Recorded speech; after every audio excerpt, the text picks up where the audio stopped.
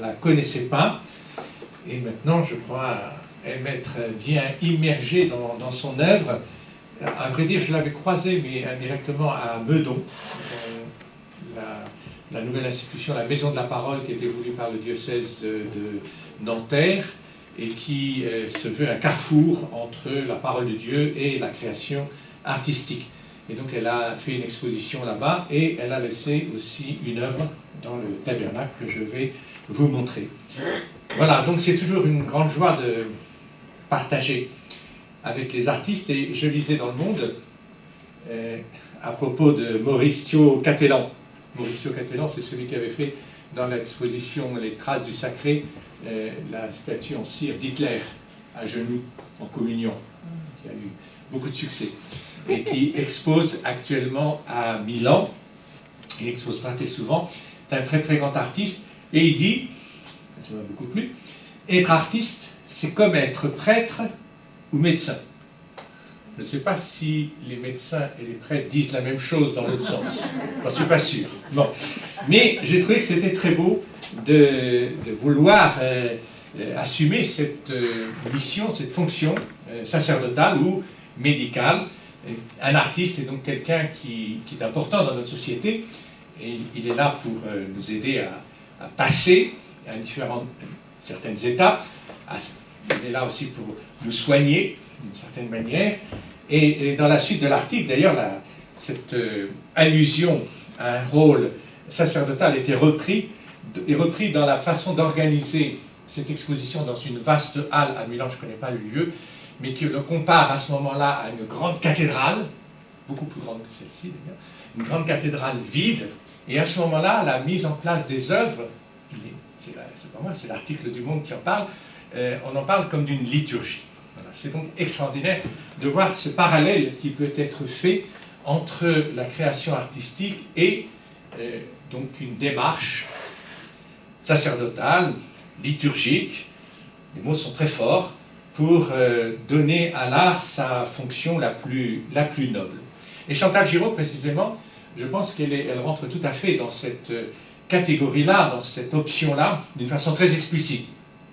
Beaucoup d'artistes le sont, mais d'une façon implicite, et il ne faut pas forcer non plus leur langage, mais pour Chantal Giraud, il y a un véritable engagement dans la création artistique au service de la liturgie, au service de l'Église.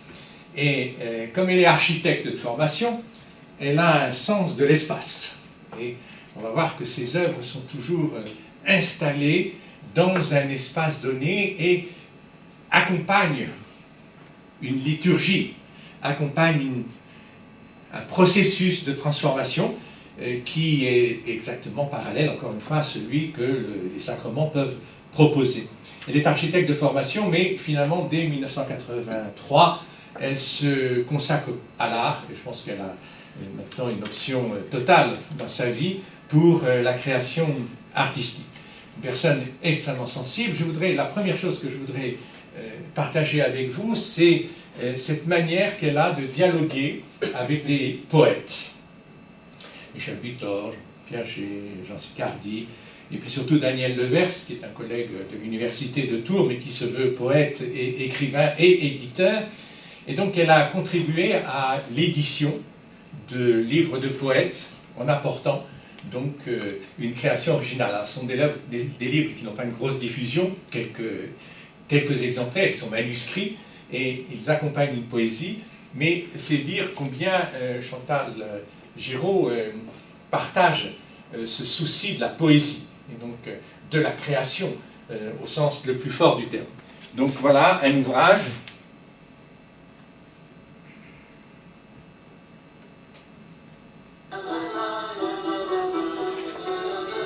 donc Source du vent. Un jour, j'ai rencontré le vent parmi les blondeurs orangées d'un paysage aux lignes pures.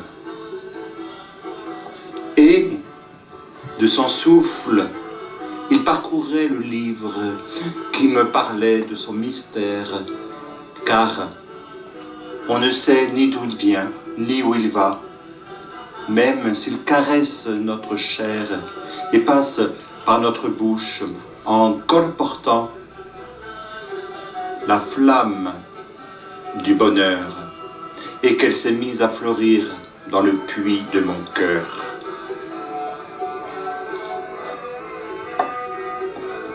Voilà. Donc des tout petits ouvrages, des fois il y a un triptyque qui se déplie, un dépliant. Et vous voyez, ça se passe dans une librairie, que c'est l'occasion d'un salon de création artistique, et que voilà, Chantal Giraud qui est embarquée dans cette manière de mettre en valeur une poésie. On a entendu le poème, et je crois que ce poème d'ailleurs est magnifique en citant l'évangile. On ne sait pas d'où il vient, où il va, c'est la rencontre avec Nicodème. Donc l'esprit que le père Couturier a repris aussi d'ailleurs dans sa grande profession de foi à propos de la chapelle de Vence, faire confiance à l'esprit créateur. On ne sait pas d'où il vient ni où il va, mais il nous caresse, il nous touche, et il passe par notre bouche, il passe par notre corps, même si finalement on n'épuise pas le mystère. Alors voilà un autre petit exemple avec Daniel Levers, donc un triptyque. Il faut s'habituer à considérer une expression artistique en 3 temps. On devine tout de suite la croix dans chacune des parties, mais cette croix évolue de la gauche vers la droite, et on a un petit commentaire ici.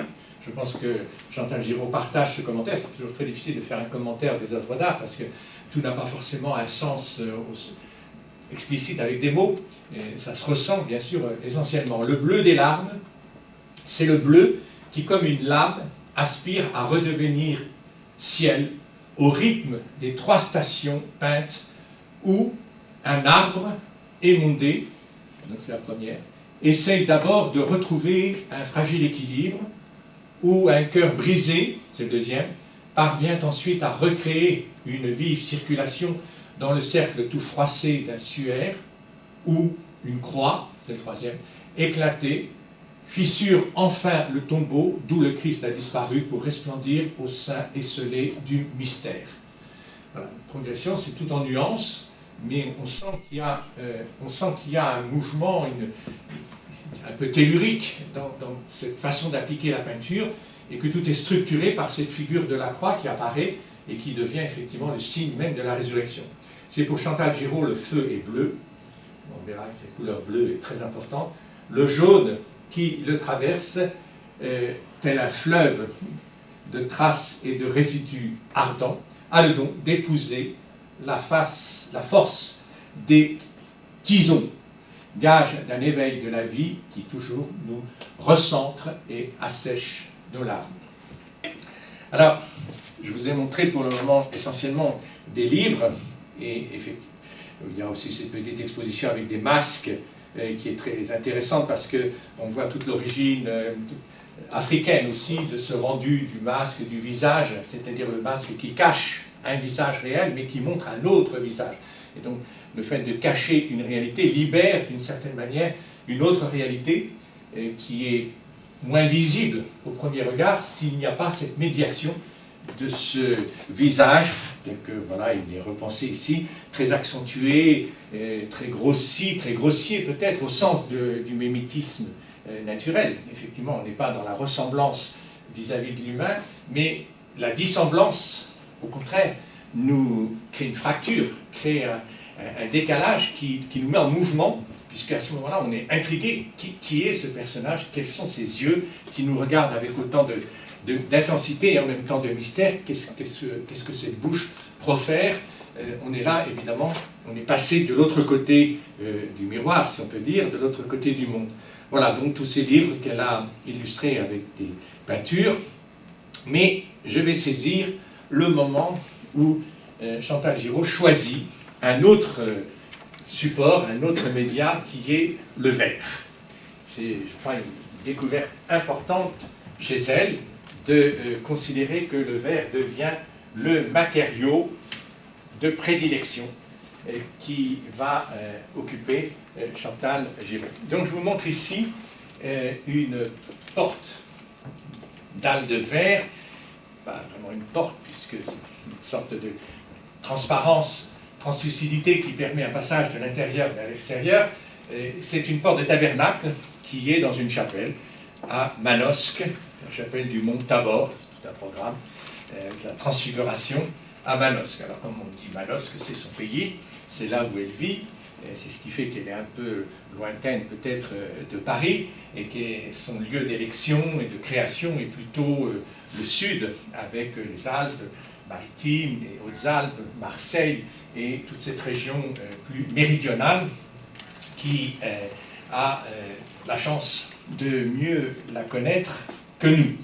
Alors cette dalle de cristal, donc 40 cm sur 40, c'est un carré, eh bien, correspond à sa première création verrière. Ce fut, dit-elle, mon premier travail de verrier. Il m'a paru au sortir du four comme une offrande, une pierre précieuse d'un ton laiteux, veinée de bleu, à enchâsser dans l'élytre métallique de la structure du tabernacle. Voilà, c'est une magnifique composition avec cette inscription d'une croix au centre d'un cercle. On a des symboles très faciles à comprendre ici, qui est la division, la croix divise en compartiments, mais le cercle unifie. Et le calcul, évidemment, du cercle est très différent et infini, d'une certaine manière, par rapport à le caractère orthonormé de cette croix qui fixe un repère dans l'univers. La première chose qu'on fait quand on veut marquer son endroit, c'est de mettre une croix. C'est un symbole très très ancien, mais que le christianisme reprend en l'inscrivant de façon un peu cosmique ici, dans un cercle extrêmement lumineux, un disque lumineux. On voit bien que cette lumière a pris le pas sur une obscurité bleutée qui est repoussée aux confins, dans les angles, et d'une certaine manière, la croix libère, le disque de lumière libère à ce moment-là une blancheur qui est comme une victoire sur les couleurs plus sombres qui se sont un peu effacées pour laisser passer cette blancheur. Cette blancheur, elle est tout à fait celle du mont Tabor, précisément, de la transfiguration, puisque c'est ce que disent les apôtres, une blancheur absolument extraordinaire, une luminosité extraordinaire. Et voilà qu'une création toute simple, au niveau du graphisme, au niveau du dessin, va véhiculer une densité théologique, bien sûr, mais une densité aussi artistique, puisque on est là au cœur de la naissance de la matière. L'histoire du verre est passionnante. L'histoire du verre m'intéresse beaucoup, puisque je m'intéresse beaucoup aux vitraux par ailleurs. Le verre est un matériau tout à fait étonnant, qui va produire son effet, c'est le seul matériau à produire son effet par le passage de la lumière à travers. Toutes les autres œuvres ont besoin d'une projection de lumière sur l'œuvre. Il y a la photo, il y a les films aujourd'hui, les télévisions qui procèdent un peu de ce même procédé, à savoir du passage d'une lumière qui vient en arrière et qui est projetée donc en avant. Mais pendant très longtemps, on n'a que le verre qui offre donc ce paradoxe d'une matière extraordinairement solide, résistante. On a des verres de milliers d'années qui sont conservés dans la terre. Quand c'est bien fait, ça résiste aux millénaires. Et en même temps, c'est un verre, c'est une matière fragile, ça peut se casser, un caillou, etc. Mais plutôt résistant. D'ailleurs, on s'en sert pour fermer les maisons d'une façon certaine. Les vitres, les vitraux sont très efficaces pour éviter le vent, les orages, la pluie, et résistent effectivement très très bien au temps. C'est un matériau, et en même temps, il y a une réalité immatérielle, puisque ces matériaux dialoguent avec la lumière, et que la lumière passe à travers le matériau. En général, la matière est opaque. La matière résiste à la lumière. On sait bien aujourd'hui que la lumière est aussi matérielle, qu'il y a des particules dans la lumière, mais disons qu'il y en a quand même beaucoup moins qu'ailleurs, et puis elles vont très très vite. La vitesse de la lumière, les années-lumière, nous mettent tout de suite dans une ambiance cosmique de l'ordre de l'infini. Et donc, on a ce paradoxe d'une matière immatérielle, la lumière qui passe à travers, qui n'est pas retenue, qui n'est pas arrêtée par le matériau. Au contraire, le matériau a été travaillé de sorte qu'il laisse passer la lumière. Alors, c'est pas spontané, ça suppose une opération extrêmement laborieuse, extrêmement difficile. Tout le monde connaît l'histoire du verre, on prend du sable riche en silice, donc cette silice compose un peu notre terre, c'est le matériau sans doute le plus ancien de notre environnement. On porte cette silice à une forte température, 1000 degrés. Imaginez 1000 degrés au Moyen-Âge, et encore plus avant notre ère, on faisait déjà du verre, c'est énorme comme travail d'énergie, et donc on va le faire sur des petites quantités, évidemment, on ne fait pas des grandes vitres comme chez Saint-Gobain aujourd'hui, on fait des petits morceaux de verre, mais ce passage par le feu est une épreuve de purification.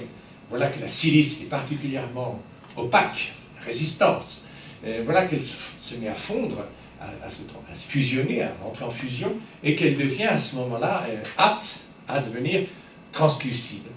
Donc, troisième opération, c'est évidemment le souffle, le fameux souffleur de verre, que l'on voit encore travailler dans quelques industries, Venise, Rio, etc. Le souffleur qui, à ce moment-là, donne à cette forme, à cette matière en fusion, une dilatation. Donc, c'est tout le souffle, le fameux souffle qui préside à toute création. Et puis, le résultat, finalement, c'est une matière qui ressemble beaucoup à de l'eau, puisque on a quelque chose qui est de l'ordre de la transparence. Donc, les 4 éléments à la Bachelard y sont, et on voit bien tout ce processus de transformation d'un matériau particulièrement résistant et peu coopératif dans un premier temps. On aurait pu choisir des matériaux plus aptes à la transparence. Mais là, on va chercher quelque chose qui est très résistant.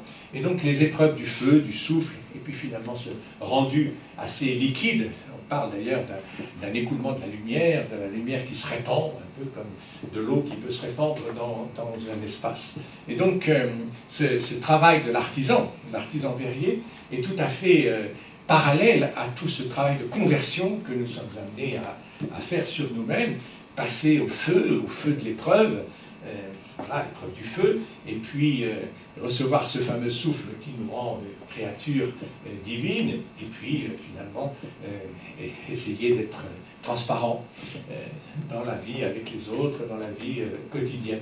Voilà, donc elle va découvrir ce matériau. Je ne sais pas exactement encore quelles sont les conditions pour elle de fabrication de ce verre, si elle a un four chez elle sans doute, mais c'est vrai que c'est très difficile d'avoir toute la technologie chez soi, parce qu'il faut plusieurs corps de métier pour réaliser un verre. Et donc cette croix apparaît comme le résultat, comme une sorte de victoire. Une victoire sur toutes les opacités, bien sûr, donc on sent la mort qui est derrière, mais cette mort est totalement sublimée, et donc j'aime bien cette conjonction de la matière et de l'immatérialité. Non pas deux choses séparées.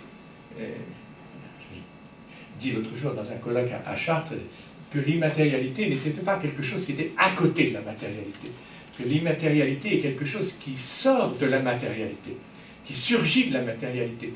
Si on pense que l'immatérialité est une autre réalité à côté, qui pourrait exister d'ailleurs sans qu'il y ait de matérialité, on est dans une dichotomie, on est dans un dualisme qui est très très nocif. Non, c'est le génie artistique qui transforme la matière et qui fait surgir de cette matière quelque chose d'immatériel, que l'on ressent. On dit c'est beau, ça c'est immatériel.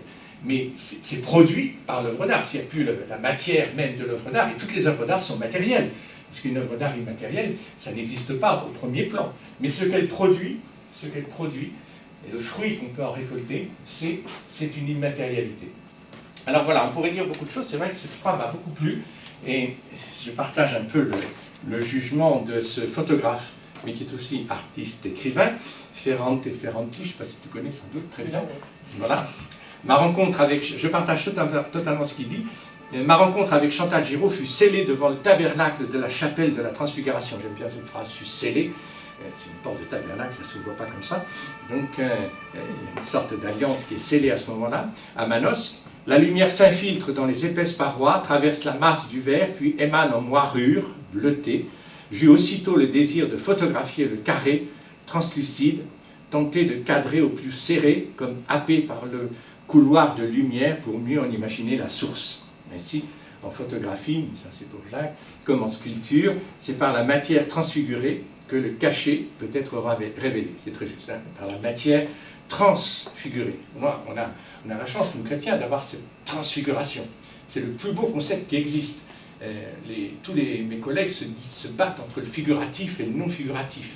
J'ai toujours apporté le transfiguratif, parce que le transfiguratif, c'est exactement ça. Il faut passer de la figure à quelque chose qui est de l'ordre de la non-figure, sans doute. Et bien sûr que dans ce carré, on voit, il y fait allusion, on peut faire référence au carré de Malevich aussi, hein, carré blanc, carré noir, bon, ce fameux carré qui est le symbole de la Terre, mais donc, si on revient il y a un carré effectivement qui est l'ensemble de la porte, à l'intérieur du carré un cercle, et à l'intérieur du cercle une croix qui nous renvoie à quelque chose d'anguleux, mais en même temps on sent bien que ces angulations sont complètement dépassées. Voilà, notre regard émerveillé oublie alors les manques, s'appuie sur les présences pour mieux s'abîmer dans les coulisses d'un cosmos imaginaire et d'une création aussi proche que vivante. Voilà, la maison de la... C'est une petite...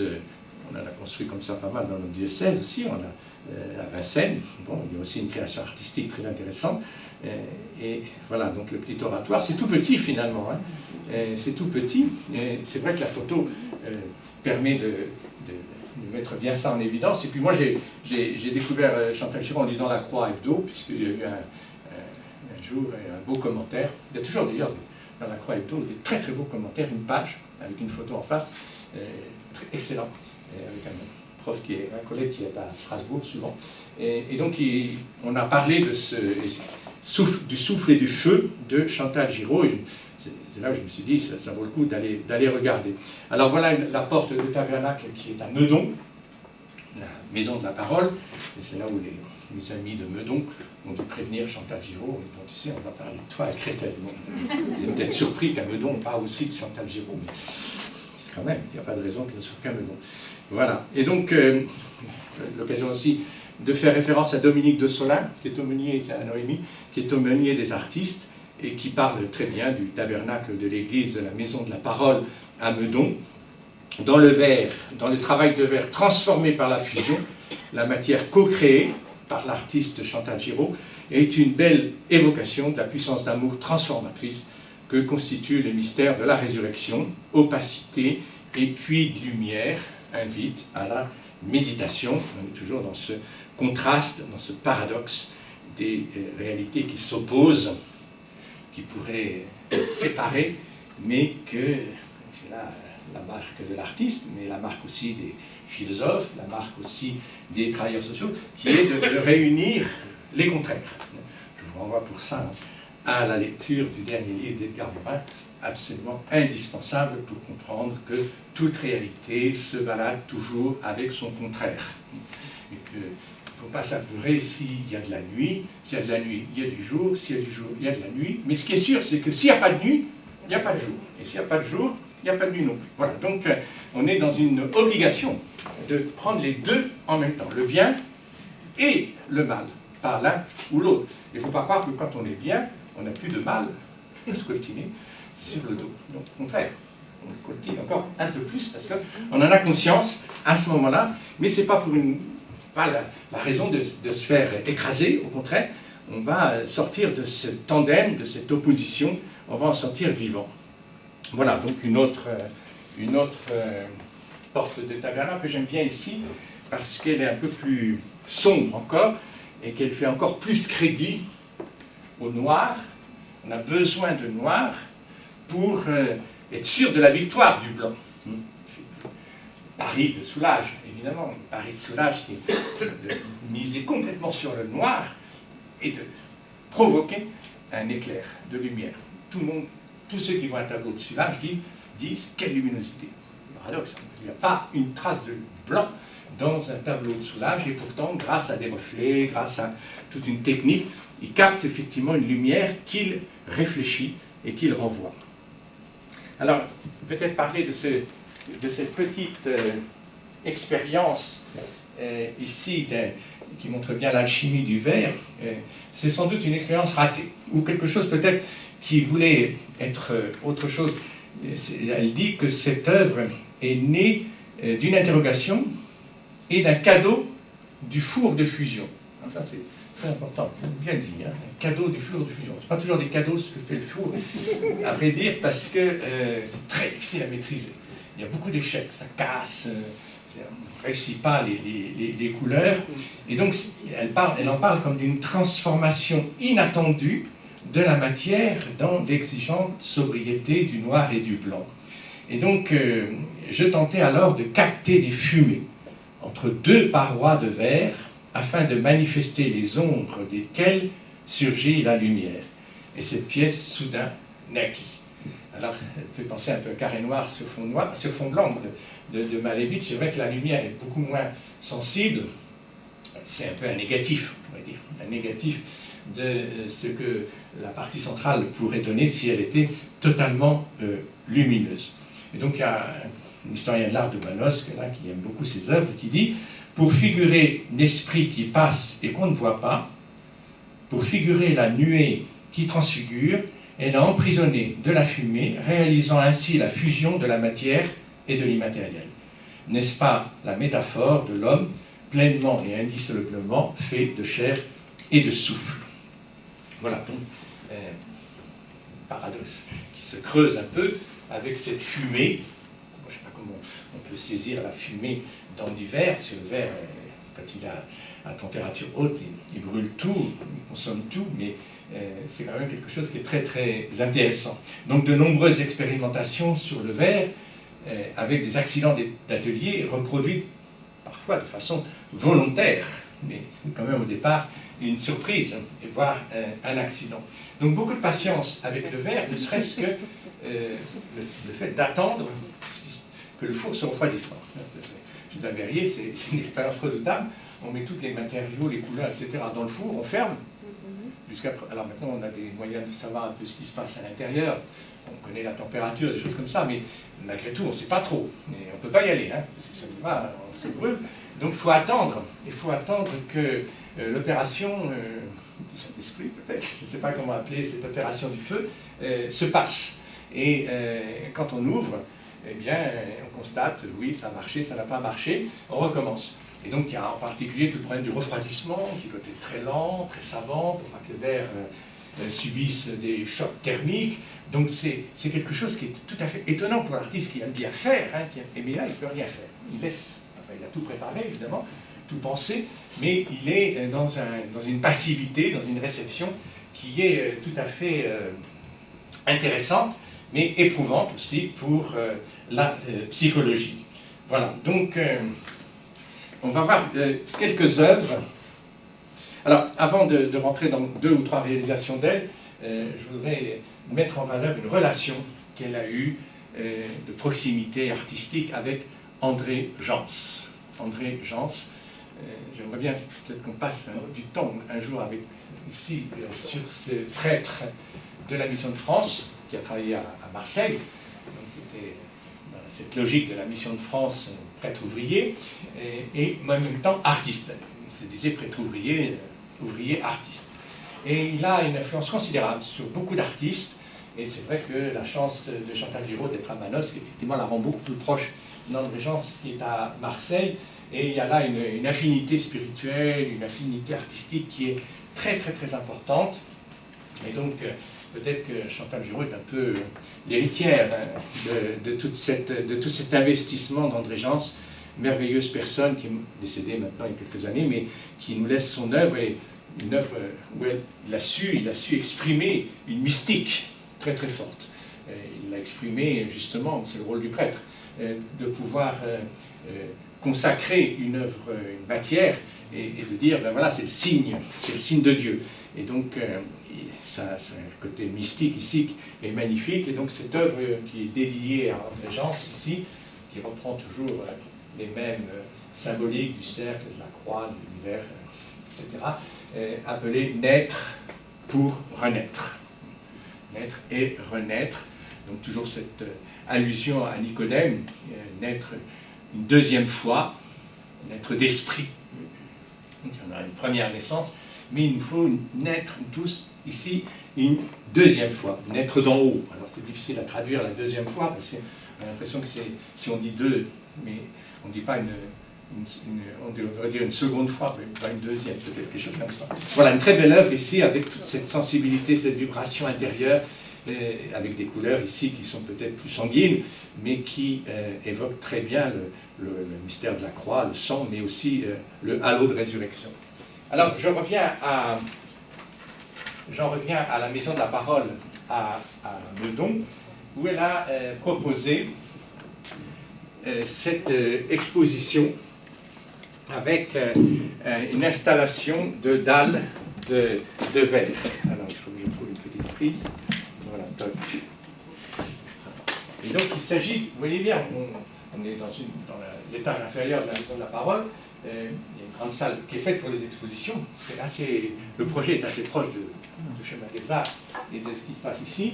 Et donc, on a 33 dalles. Alors, il y en a 32 exactement disposées dans une sorte de grande allée, ici. Une sorte de procession qui est marquée avec les petits cierges les bougies qui accompagnent ce cheminement, qui le borne, et ça s'oriente vers un tableau qui est posé là. Je ne connais pas bien ce tableau, mais voilà, ici, celui-ci. Et cette œuvre s'appelle aussi, elle a plusieurs noms, Chemin croisé. Bon, à la croisée des chemins, on sent un chemin ici qui effectivement va croiser un autre. Il y a aussi toute une évocation du linceul.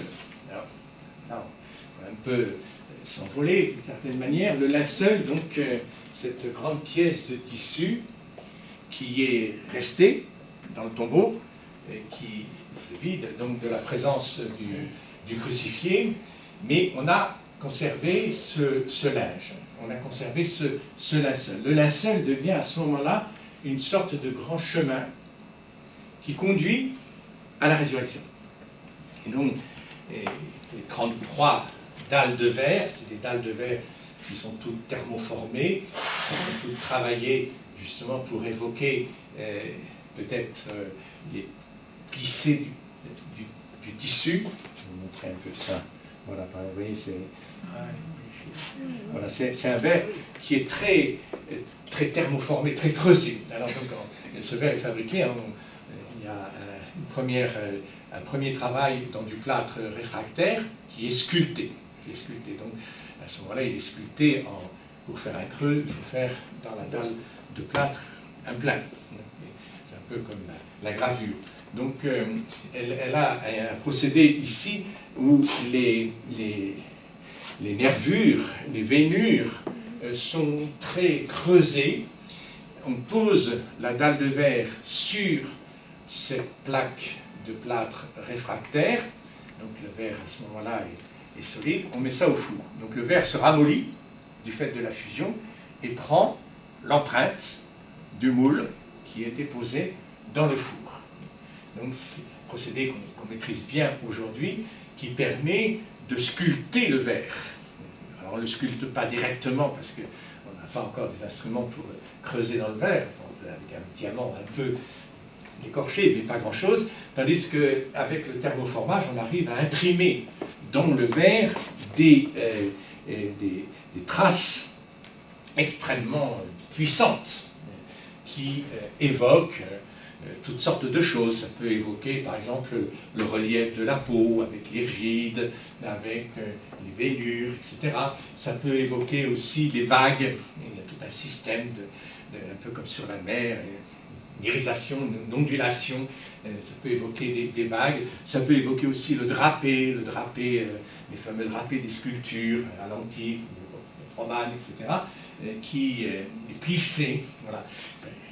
Notre écorce terrestre est plissée, notre cerveau aussi est plissé. Tout dépend finalement de la vigueur de ces plis qui dessinent donc des phénomènes, des mouvements. On le voit ici, voilà.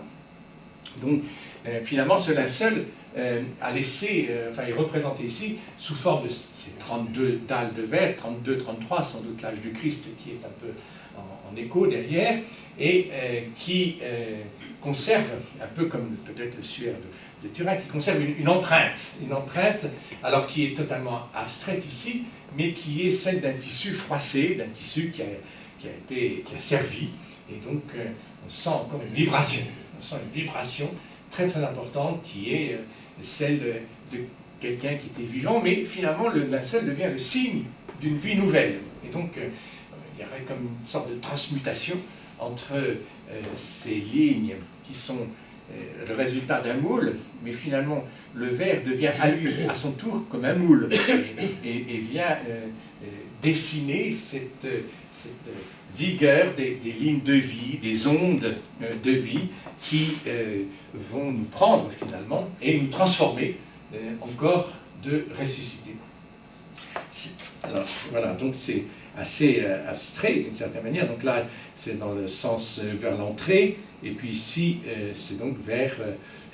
alors, il y a plusieurs... Elle va reprendre ce phénomène. Par exemple, je vais vous montrer une autre disposition qui a été faite à Saint-Victor de Marseille, donc dans les parties anciennes, qui sont très très anciennes, hein, puisque c'est un peu l'origine de l'église de Provence. Et donc, on est dans un cadre encore plus mystérieux peut-être que dans l'étage inférieur de la Maison de la Parole. Voilà, donc ces fameuses dalles, on les voit très bien, qui là sont complètement axées sur une croix qui est elle-même en verre et qui surgit au terme de cet itinéraire. Croix de verre. Donc le verre sert à tout d'une certaine manière, il sert pour marquer la place du mort, la trace du mort, et en même temps, le verre va évoquer la résurrection, mais c'est toujours sous la forme d'une croix. Il y a quelque chose qui est très très juste ici, à savoir que c'est le crucifié qui est ressuscité. Et le crucifié, quand on voit un crucifié avec les yeux de la foi, il est ressuscité, il ressuscite. Donc, il faut toujours garder ce signe de la croix, et ici, il est évident que c'est une croix glorieuse. Une croix, comme les paléochrétiens l'aimaient bien, une croix glorieuse, c'est-à-dire une croix qui garde la mémoire du supplice dont elle a été la cause. Effectivement, un poteau absolument hideux, un poteau rempli de sang, etc., qui n'est pas du tout travaillé par les artistes, parce qu'on n'a pas de création artistique autour d'une croix de supplice, guillotine, c'est quoi, mais ce signe de la mort devient le signe de la résurrection. Et je trouve que de l'évoquer avec du verre, avec cette luminosité que le verre possède en lui-même, est quelque chose de très puissant, puisqu'on a la forme de la croix est là, mais elle devient lumineuse, c'est exactement comme le crucifié qui apparaît aux disciples et qui montre ses plaies, mais à ce moment-là, la foi dit que c'est le ressuscité. Donc c'est un manosque ici, et puis elle a se resservi de ces 33 dalles. Peut-être qu'on pourrait lui demander un jour de faire quelque chose ici aussi, ça serait sans doute intéressant. Donc ça c'est tout dans d'autres œuvres d'elle, mais toujours sur le thème de la croix à Saint-Victor. Voilà. Et donc elle a cette fois-ci dans un musée, c'est à Autun, où une exposition d'art contemporain, religieux. Elle a remis ses dalles et elle a installé cette fois-ci une croix autre au centre. Donc, la croix à ce moment-là qui surgit du milieu du linceul et qui exprime encore une fois ce mystère de la résurrection. Voilà, donc regardons un petit peu ces fameuses dalles, ces vers qui sont déformés, torturés, mais finalement sculptés, qui veulent exprimer une forme ordonnée, grâce au travail du feu, encore une fois, avec toutes les variations possibles et inimaginables du fait des reflets, du fait du passage de la lumière. Alors, chaque dalle mérite d'être regardée pour elle-même. Voilà, on voit bien ici toutes les variations que le verre permet, puisqu'il suffit d'une incidence, il suffit d'une heure du jour, il suffit d'un éclairage pour que le résultat soit différent. Donc, vous voyez quelque chose de très très creusé. Hein. C'est vraiment une sorte de terre aride qui aurait été complètement desséchée, mais qui tout d'un coup reprend vie du fait de cette lumière qui la traverse. Voilà, Donc, alors, il y a des jeux de lumière par-dessus aussi. Donc on a des sortes de spirales par moment, on a des phénomènes d'ondulation. Voilà, donc on voit tous ces... Alors tout ça est préparé, évidemment. Chaque dalle est originale et elle mérite un travail de préparation avec le moule en plâtre réfractaire, et puis ensuite la cuisson, et puis ensuite peut-être quelques aménagements. Voilà. Alors ce travail-là, vous voyez, il y a des reflets bleus par moment, puis alors elle dispose parfois des petites fleurs rouges ou jaunes par-dessus. Me fait penser à évidemment une très très vieille expression artistique qui est celle des Celtes, hein, donc les fameuses stèles ici je crois que celle-là est en Écosse, mais la suivante ici est en Bretagne.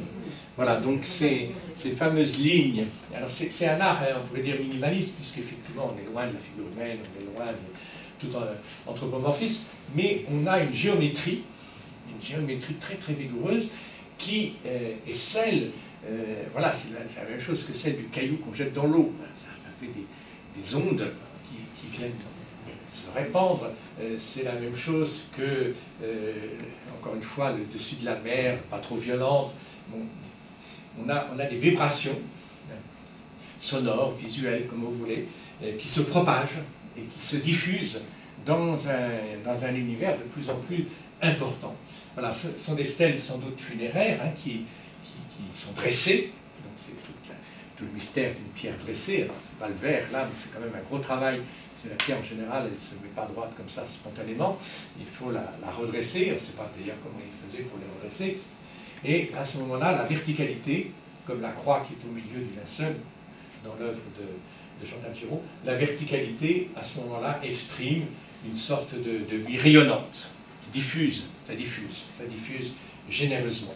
Et je retrouvais aussi une autre œuvre de ce même acabit, chez les Irlandais, les moines irlandais, les évangiles de Lindisfarne, ici, c'est une page tapis, ce qu'on appelle une page tapis. Alors c'est fantastique, dans un évangile irlandais, on a le titre de l'évangile, puis d'un coup on a une page, et tout ça. Il n'y a pas de texte, il n'y a rien, c'est une page tapis. Alors, quand on dit ça, une page tapis, ça fait un peu décoratif, mais bon, c'est le moine qui fait ça. Donc, le moine, il fait ça, il va mettre des heures et des heures à le faire, c'est très très long, c'est très compliqué.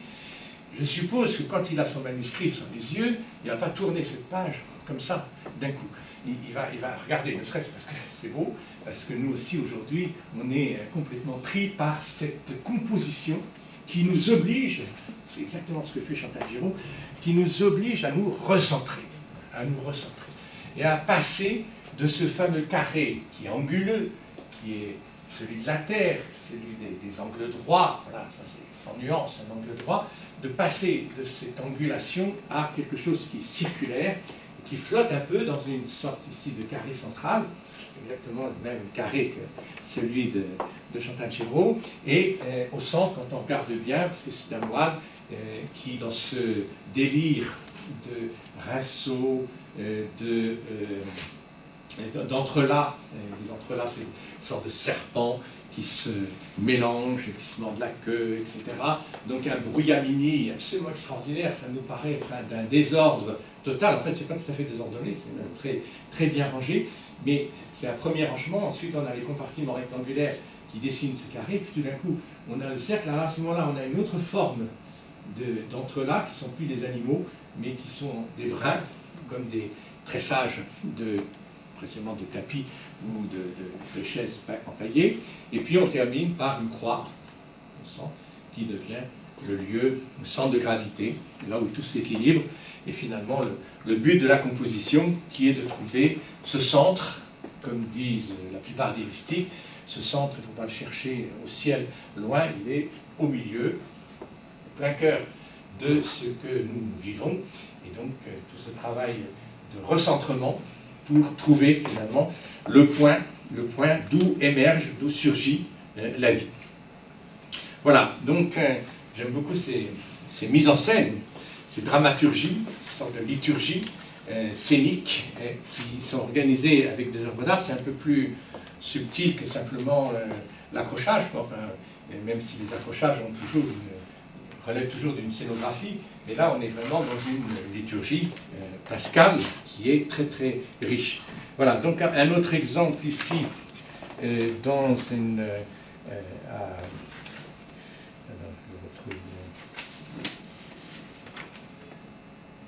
voilà, donc la fondation Karzou à Manosque aussi. Alors c'est un endroit assez souterrain. Donc là, elle joue un peu sur les obscurités souterraines, un peu troglodyte, et puis effectivement par l'éclairage. Donc c'est pas l'éclairage atmosphérique ici, mais par un éclairage, toutes ces dalles de verre deviennent des points lumineux, comme les étoiles un peu dans le ciel, et vont nous guider avec des parois de part et d'autre, les dalles qui sont en bas, mais surtout la partie centrale, ici, qui est ce très très beau cercle. On avait déjà des choses comme ça avec notre ami de Colmar, là, d'Alsace, qui faisait aussi beaucoup ces disques centraux.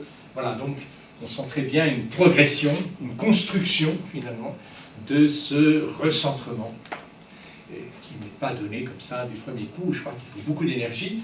Alors chez les mystiques, il y a énormément d'énergie, mais les mystiques plus les artistes, ça donne des très beaux résultats parce que peut-être qu'on voit un peu mieux, on ressent un peu mieux cette exigence du recentrement et aussi la façon dont il s'effectue. Alors je termine par une œuvre réalisée au Havre, donc le Carmel du Havre. Et à l'intérieur de ce Carmel, qui est une construction que les mecs qui connaissent, non? Oui, très bien. Ah, génial. Voilà. Et donc, on peut visiter ce jardin. Il suffit de demander la clé à la personne, à la religieuse qui vend des livres. Donc, la librairie, ce jardin est semi-public. Enfin, ce n'est pas un jardin fermé, comme on pourrait l'imaginer chez les moines qui s'imposent une clôture stricte. Donc, chapelle, jardin, jardin du silence. Alors on est dans une ambiance de Carmel, donc toute la mystique de Sainte Thérèse d'Avila, de Saint Jean de la Croix, la nuit obscure, c'est bon, il faut relire ce beau cantique de la nuit obscure où Saint Jean de la Croix dit aux nuits merveilleuses, un peu comme dans le chant de la vigile pascale, bienheureuse faute, parce que la nuit, les amoureux peuvent se retrouver la nuit, parce qu'il faut se cacher, on a besoin de se cacher dans un premier temps, parce que s'il n'y avait pas la nuit, on ne pourrait pas se retrouver, on ne pourrait pas faire toute cette démarche du désir. Et donc, voilà, c'est une jolie porte ici, réalisée par un artiste, j'ai son nom quelque part. Et donc, il y a plusieurs symboliques qui ont été reprises, par exemple, d'abord, les 7 cercles. Les 7 cercles alors, on a le nombre 7, de méditation, de progression. Donc 1, 2, 3, 4, 5, 6, 7. Et puis au centre, une croix de verre aussi, qui vient, on gagne quand on a traversé ces différentes étapes de la vie spirituelle. Donc ça renvoie évidemment à des textes de Sainte Thérèse. Et les carmélites, avec qui Chantal Giraud a beaucoup dialogué pendant 1 an, donc vraiment un partage de la vie et de la spiritualité des carmélites, et les carmélites disent, une carmélite, il faut veiller à ce que les visiteurs puissent déambuler dans tous les cercles sans discontinuité, puisque c'est le sens du projet, évoquer les différentes étapes de la vie de prière.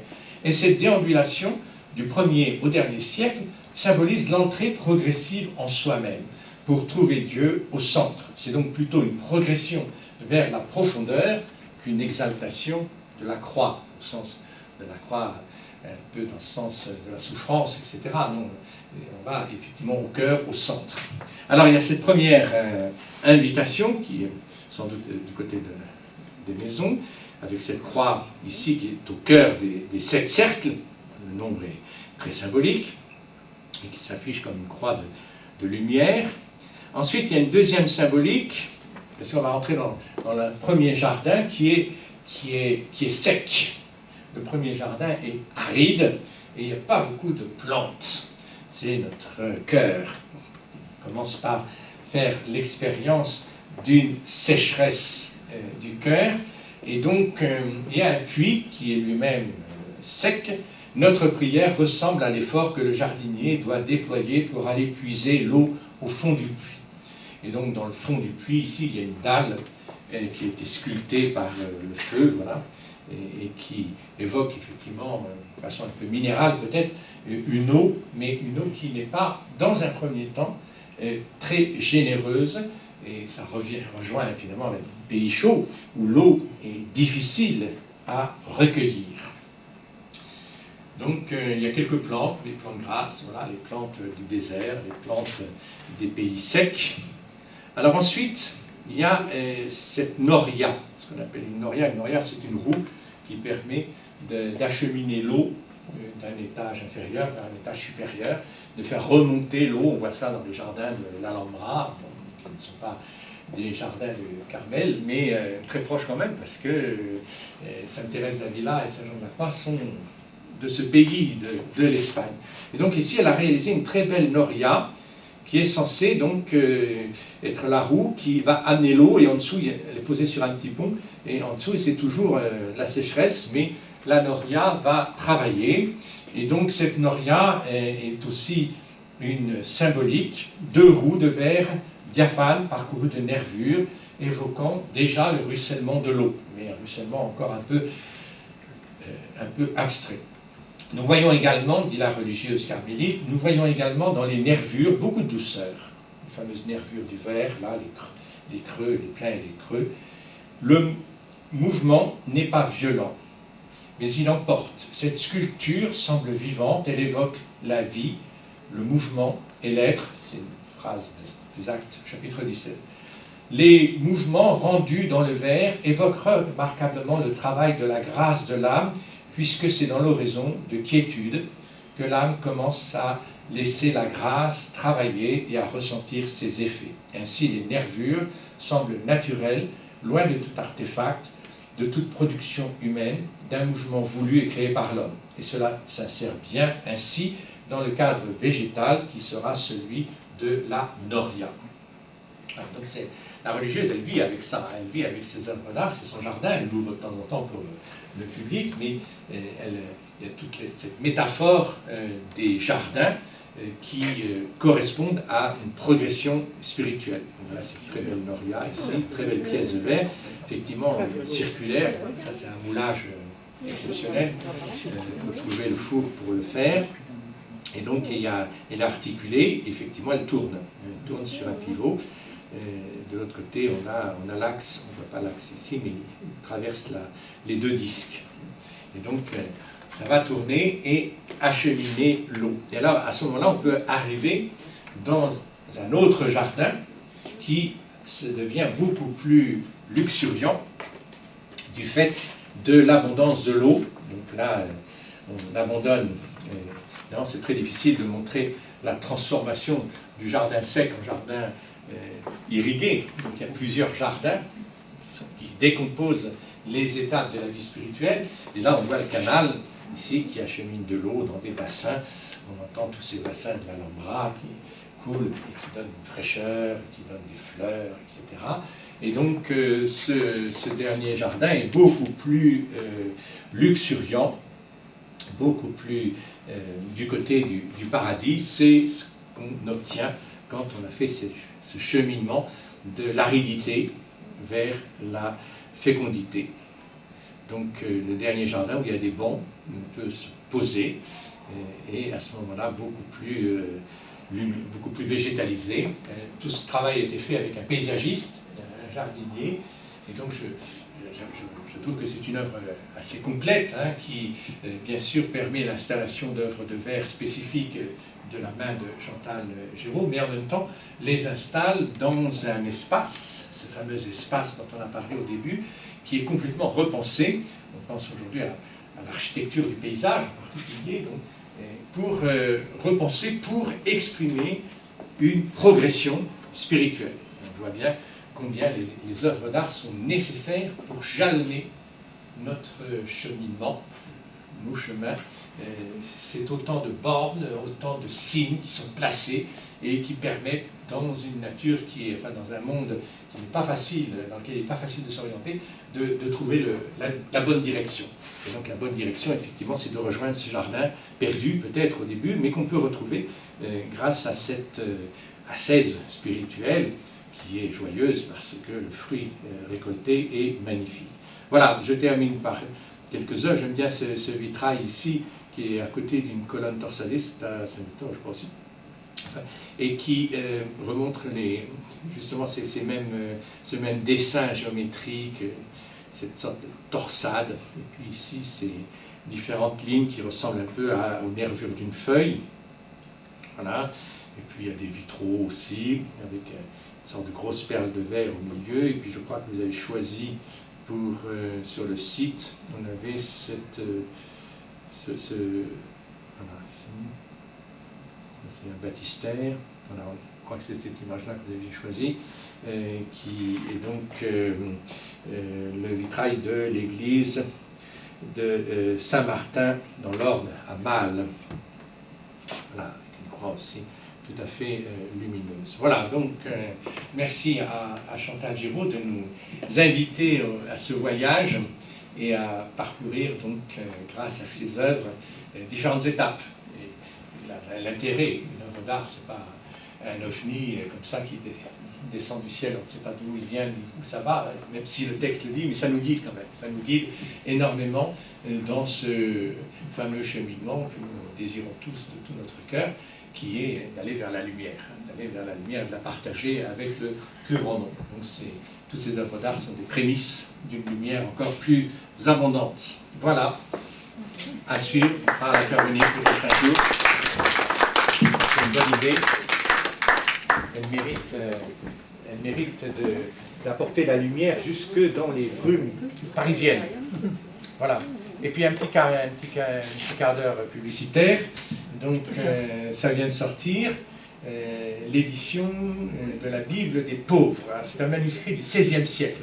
C'est une époque où on réalisait ce genre de dessin. Voilà. Et donc c'est une sorte de mémento. C'est pour les prédicateurs. Donc c'est un livre qu'on peut emmener facilement. Il y a 40 planches, c'est pas très grand. Et donc ça va guider la prédication. Et donc le principe, c'est qu'autour d'une image du Nouveau Testament, ici c'est l'arrestation de Jésus au Jardin des Oliviers, on va placer plein de références de l'Ancien Testament. Beaucoup ça, parce que la lecture du Nouveau Testament est conditionnée par notre connaissance de l'Ancien Testament. Donc on a des épisodes à gauche et à droite, alors imagés, ou des textes aussi, avec la mention des prophètes, et on rapporte des citations des prophètes, et on termine en bas par quelques citations un peu plus poétiques, un peu du genre des versets quand on chante après une lecture, pour continuer de méditer le texte. Voilà. Alors, c'est les premiers imprimés, ça, et il y avait beaucoup de succès à l'époque.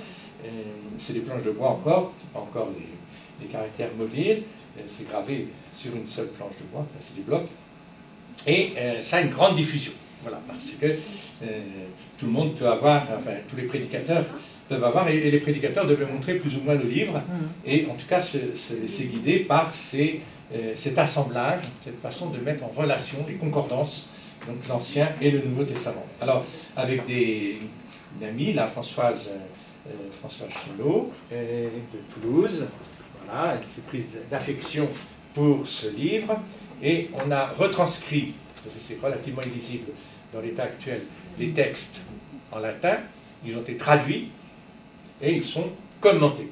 Voilà.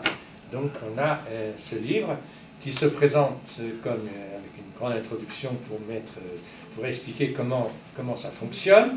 Et donc c'est à mon avis d'actualité parce que nous avons besoin de réarticuler sérieusement le Nouveau Testament avec l'Ancien Testament. On a soin de mettre les textes in extenso, parce que la référence aujourd'hui ne suffit pas. À l'époque, ça suffisait. Si je vous dis Luc 24, tout le monde a évidemment le texte d'Emmaüs dans la tête et par cœur. Bon, c'est très bien, mais c'est quand même mieux d'avoir donc on a remis les textes de l'Ancien Testament Et du nouveau, l'évangile est au milieu. Et puis après, on a traduit les... voilà, donc il y a tout un... On a traduit les différents pavés qui sont tout à fait d'actualité, puisque c'est le texte de la Bible, c'est la Vulgate, ça n'a pas changé depuis que c'est écrit, ou quelques versions. Donc il y en a pour 40 jours de méditation, et ça peut tout à fait servir, voilà, les dominicaines de Proyeux, du Sud, et donc pour la modique somme de 26 €, je vais laisser cet ouvrage en démonstration ici, de façon à ce que... Mais ça peut servir aujourd'hui à retisser très sérieusement les liens qui sont absolument nécessaires pour comprendre un évangile. Parce que l'évangile est fait en permanence de ces citations de l'Ancien Testament. Donc, voilà. Merci Voilà. infiniment, Jean-Paul. Une fois de plus, il nous a emportés. Oui, oui. Voilà. C'est le but. Voilà. Et Alors, il y a aussi, il y a plein de choses. oui, alors, je regarde rapidement. Voilà. Alors, déjà, dans le plus proche, jeudi 18 novembre, concert d'orgue avec David Cassan. Hein, voilà. Et puis, ça c'est 18 novembre. Ensuite, dis-moi. Oui, alors, la matinée poétique, la première matinée poétique, samedi prochain matin, 20 novembre, hein, 10h à 12h. Vous arrivez avec votre poème, le vôtre ou un poème que vous aimez, vous arrivez, voilà, et on va partager tout ça. Voilà. Et donc, ça, c'est samedi. Ensuite, la prochaine conférence, entre guillemets, mardi 7 décembre, ce sera l'art vidéo. Voilà. Les nouvelles technologies de l'image vidéo permettent des créations où l'imaginaire est numériquement stimulé. Voilà. Bon. Et puis, déjà, je vous le dis, mais ce sera qu'en janvier, Henri Demestre, puisque nous aurons l'exposition Henri Demestre, enfin, qui était déplacée 2 fois. Avec l'inauguration de... Voilà, oui, et on plie les pouces, en espérant que tout se passera bien. Hein, et... Oui, non mais j'en profite. Alors, voilà, vous êtes sûrement bien évidemment tous inscrits sur nos tablettes, n'est-ce pas? Voilà, si vous n'allez pas, n'hésitez pas. Qu'est-ce que je voulais dire d'autre? Si, Jean-Paul, comme la dernière conférence a été enregistrée et que certaines personnes parmi nous n'ont pas pu la voir, on peut la voir là tout de suite, on va la mettre en marche et vous pouvez regarder